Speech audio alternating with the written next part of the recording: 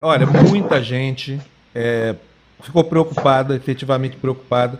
Eu vou citar aqui o Miguel Reale Júnior, entendeu? Inclusive com a sanidade mental do presidente da República, que passa a ser algo assim digno de nota mesmo, porque o Brasil está imerso nessa crise que é uma crise mundial e sem uma liderança capaz de dar uma orientação quando o papel de líder é algo que não é acessório, né?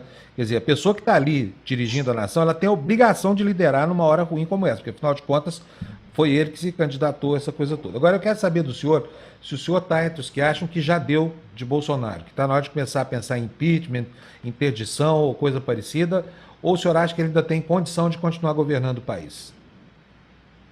Bom, nós, de fato, olhamos com muita estranheza essa atuação pública que ele tem tido em relação a uma série de temas.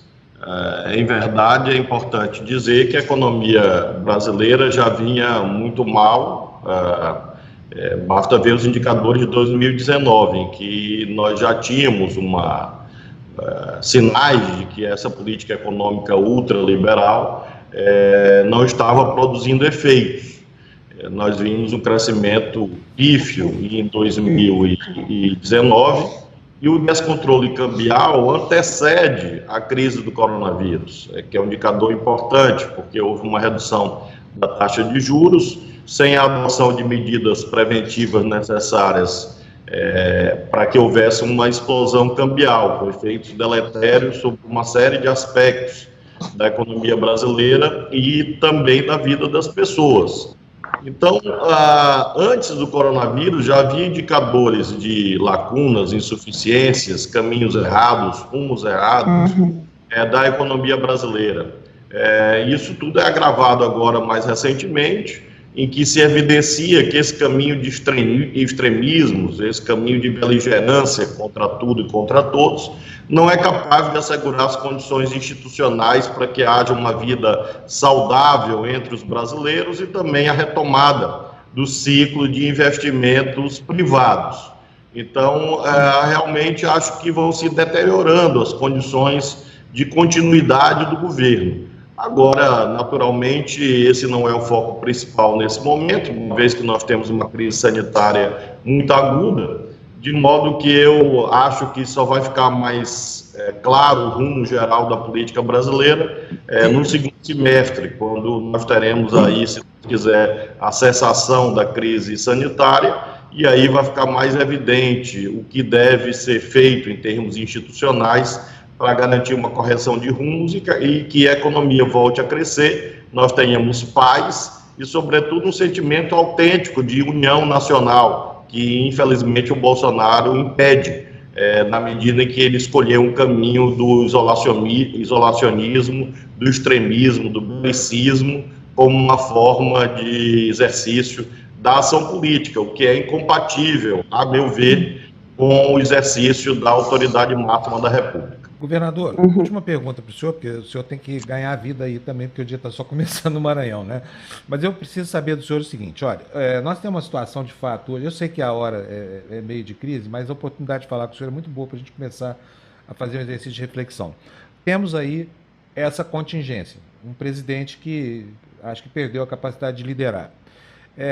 Só que o presidente tem se atrapalhado sozinho. A oposição não precisa fazer força no Brasil, né? A oposição no Brasil não precisa, ele tropeça no próprio pé. Mas eu queria saber do senhor se já não passou da hora de vocês que têm potencial eleitoral para 2022, o senhor, Ciro Gomes, Boulos, o pessoal do centro também, Alckmin, Meirelles, todo mundo se sentar numa mesa para tentar fazer o que fizeram, por exemplo, Tancredo, Ulisses e Teotônio na redemocratização do país. Não está faltando alguém para ter essa altivez? Por que esse alguém não pode ser o senhor? Começar pelo senhor. Eu tenho insistido muito nessa direção da chamada frente ampla, que às vezes até é mal compreendida. Não necessariamente nós teremos uniões eleitorais. Isso é uma outra etapa. O certo é que nós precisamos, nesse momento, termos essa atuação conjunta. Tenho buscado, em primeiro lugar, com meus colegas governadores, temos feito, graças a Deus, movimentos bem-sucedidos em torno dos temas concretos que a agenda brasileira vai apresentando e também havia já uma busca com a saída da prisão injusta do presidente Lula, de que houvesse uma sequência de reuniões, incluindo o presidente Lula.